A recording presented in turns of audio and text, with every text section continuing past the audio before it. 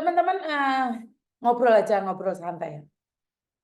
Saya ngelihat orang-orang yang dompetnya tebal, masuk penjara pun mereka nggak takut meski tersenyum. Orang yang dompetnya tebal, sabarnya tebel banget.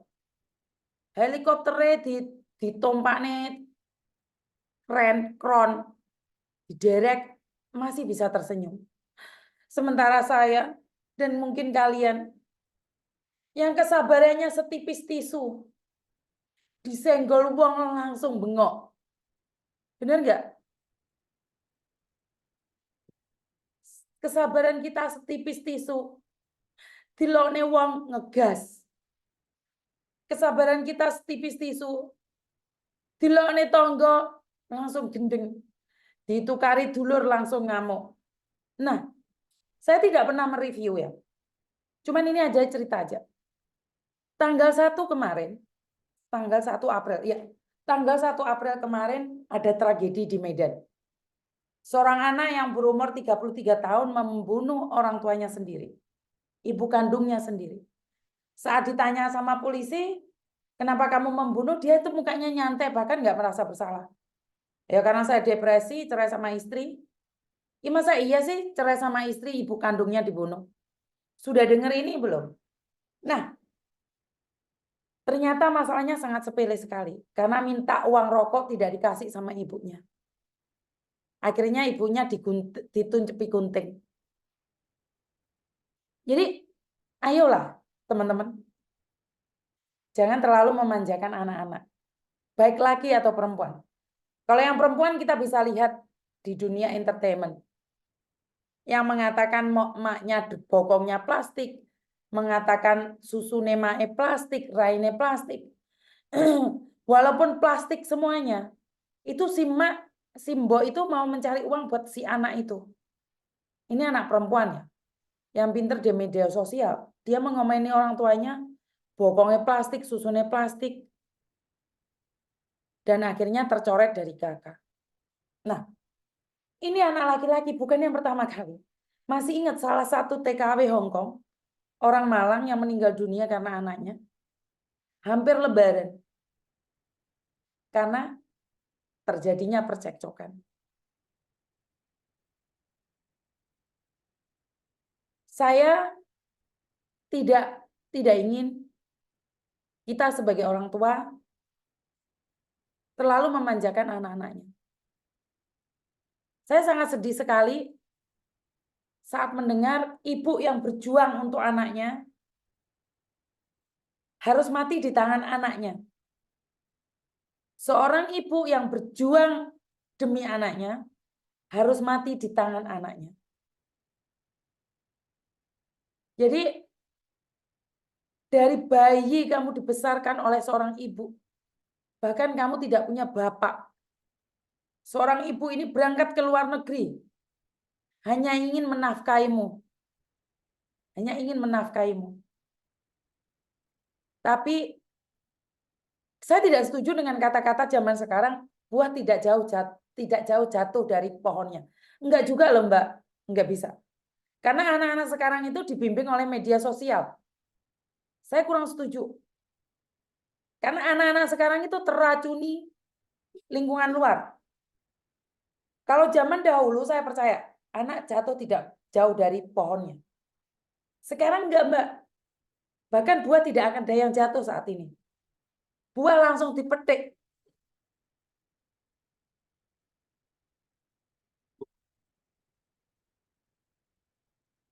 Luduk gede Mbak. Jadi saya tidak mengomenin dengan artis ini ya. Oke, buah jatuh tidak jauh dari buahnya. Saya setuju. Terserah. Tapi bagaimana? Apa yang terjadi? Si artis ini dulu mudanya tekun banget loh. Tapi setelah dia ditinggal oleh ayah ibunya baru dia kayak berandal gitu. Dan kalau kalian bilang buah jatuh tidak jauh dari buahnya, buah jatuh tidak jauh dari pohonnya. Yakin pohon mengajarkan buah untuk membunuhnya? Yakin buah diajarkan untuk ngerempesi tubuhnya ibunya? Jadi jangan ya. Jangan menganggap bahwa buah jatuh dari tidak jauh dari pohonnya. Dan pohon sekarang itu cerewet. Wong tua iki saiki nemen cerewete. Dadi anak iki risih campur karo wong tuwek. Anak iku gak gelem guyon karo wong tuwek. Ya wedi omahe cerewet tok. Kumpul mbek maene diamo ae. Yo gluduk mau Mbak, wedi ya, Bu. Jadi emang ada orang yang ngajarin untuk membunuh ibunya. Kalau memang buah jatuh tidak jauh dari pohonnya. Ada seorang ibu ngajarin anaknya maling. Ayahnya seorang kiai, ibunya seorang guru, anaknya maling. Ayo ngomong saiki. Emang orang tuanya yang ngajarin? Enggak. Jadi bukan orang tuanya yang ngajarin. Sekali lagi, saya cuma pesen, bukan saya ingin mereview dengan apa yang terjadi. Saya cuma ingin bilang sama kalian semua, berhati-hatilah. Karena pengaruh di luar itu akan menentukan masa depan anak-anakmu. Pengaruh media sosial itu sangat dahsyat sekali. Anak keponakan saya, umur baru 10 tahun. Sudah bisa ngisi top up buat main game. Saya bilang sama dia, kamu sudah bisa top up main game. Di usia kamu 11 tahun. Kamu SMP, kamu SMA. Kamu sudah bisa membunuh bapak dan ibumu. Saya ngomong kayak gitu sama keponakan saya. Hari ini orang tuamu nyuruh kamu belajar. Kamu gila main game. Akhirnya dia tahu. Iya ma, maaf ma. Jadi anak-anak sekarang itu kalau dikasih uang bukannya dibuat jajan. Anak-anak sekarang dikasih uang bukan buat beli makanan. Tapi buat main game. Game-game sekarang ini sudah menguasai otak anak-anak kita. Bagaimana kita menjauhkan anak-anak dari media sosial? Ya kita harus ngobrol yang membuat mereka suka. Kalau kita ngobrolnya mengamuk-ngamuk, toh ya jelas anakmu ngobat mabit. Jadi kalau sekarang bilang kalian itu karena buah jatuh tidak jauh dari pohonnya, saya kurang setuju. Karena sekarang buahnya di stek. Iya, digo kampret kabeh. Digo lowo, begarangan, lingkungan juga. Nah, yang tadi saya katakan, Mbak, bapaknya Pak Yai, ibu guru. Lingkungannya pondokan atau lingkungannya Kristen. Tapi kenapa anaknya bisa tiba-tiba ditangkap? Ternyata maling. Ternyata narkoba. Selain lingkungan media sosial. Karena kita sekarang itu tidak mengenali teman anak-anak kalian. Kita itu udah nggak kenal teman anak-anak kalian. Kalau saya pribadi, saya lebih suka anak saya membawa temannya datang ke rumah. Setidak-tidaknya saya tuh tahu siapa aja temannya. Benar nggak? Saya tidak ingin anak saya bersembunyi. Tidak tahu akhirnya ketemuan di belakang. Ternyata pacaran. Saya tidak menginginkan itu. Saya lebih suka terbuka. Jika kamu ada masalah, kita ngobrol bareng. Dan saya nggak pernah marah. Tanya sama Meme, saya itu teriak-teriak saja. Tapi benar-benar marah. Saya itu nggak teriak-teriak kayak gitu. Tanya sama Koko Thomas, tanya sama Meme. Kalau saya marah itu saya malah nggak ada suaranya sama sekali.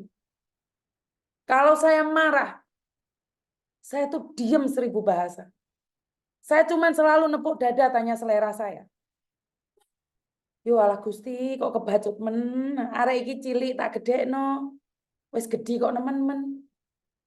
Nangis saya. Saya cerita sama bapak. Terus suami saya menguatkan saya. Yo salahmu juga sih. Kok ngono, Pak? Arek mulai bayi dititipne wong tua. Saya tersentuh. Bener juga sih. Saat saya sadar bahwa saya tidak menjaga anak-anak saya waktu kecil, Saya nggak berani marah sama anak-anak saya. Akhirnya saya dudukkan mereka.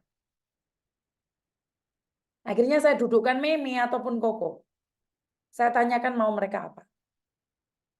Jadi saya cuma ingin bilang sama kalian semua. Mungkin konten ini tidak diminatin ya. Ya gue sing golongane manuk-manuk wis padha ngantuk. Tapi itu buat kalian yang punya anak, yang single mother, dengarkan saya ngomong. Berhati-hatilah dengan anakmu. Baik duduk, Mbak.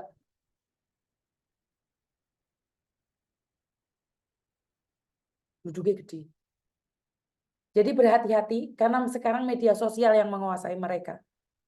Jadi saya tidak ingin mendidik anak saya dengan keras. Kalau zaman saya dulu, Mbak, serampang sandal beneran. Anak sekarang nggak bisa diserampang sandal, Mbak. Ya kalau Meme sama Koko itu saya bercanda ya. Kalau saya benar-benar marah, saya nggak kayak gitu. Saya diem. Dan anak-anak saya itu paling takut kalau saya panggil mereka dan saya suruh mereka duduk di ruang tamu. Saya cuma bilang, duduk di ruang tamu, tunggu mama. Sama papa mau ngomong. Itu memang sudah tahu bahwa dia melakukan kesalahan. Begitu juga dengan Koko. Kalau saya sudah bilang, Koko, duduk sini, mami mau ngomong. Mereka paling takut kalau sudah kayak gitu. Tapi malah masalah edukasi tentang bagaimana menjaga anak saat dirantau. Nggak ada yang minatin. Nggak ada yang akan nonton. Alah bodo amat. Alah sabda Pandita Ratu. Bayangin anak-anak kita pulang dari luar negeri. Nggak kangen loh sama kita. Ya karena kita pulang ngoceh-ngoceh, ngamuk-ngamuk. Anak-anak kita itu saat ini nggak mau diomongin, Mbak. Anak-anak zaman sekarang, dengarkan saya ngomong. Anak zaman sekarang nggak mau diomongin, diomelin. Anak sekarang itu maunya diajak ngomong. Didengarkan omongan mereka. Bukan kue sing ngomong tuwek. Sabda Pandita Ratu terus-terusan. Biarkan dia yang curhat. Biarkan dia yang mengatakan apa yang dia mau.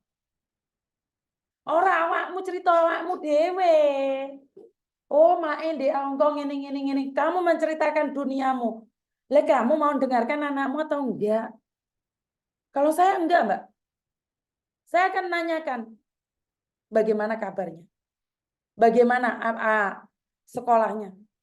Bagaimana teman-temannya. Jadi kita harus mendengarkan dia. Biar dia yang ngomong, bukan kita ngomongin dia. Oh, ojo ngene. Diomongi pisan wes. Ojo mau balen-baleni. Kemarin si Meme itu melakukan kesalahan besar. Bagi saya besar juga enggak, kecil juga enggak, besar sih. Kenapa? Kenapa? Coba. Kemarin teman-temannya bawa mobilnya dia masih baru, bawa tongkat besar, catnya itu belukrutan di mobil. Dia pulang, mobil masih baru seminggu itu. Pulang ngomong, Mama, maaf, mobilnya kena cat. Cuman satu di atas. Ya udah saya lihat satu. Nah, saya secara pribadi sebagai orang tua, ngecek semuanya. Ternyata bukan cuma satu itu blukrutane cat.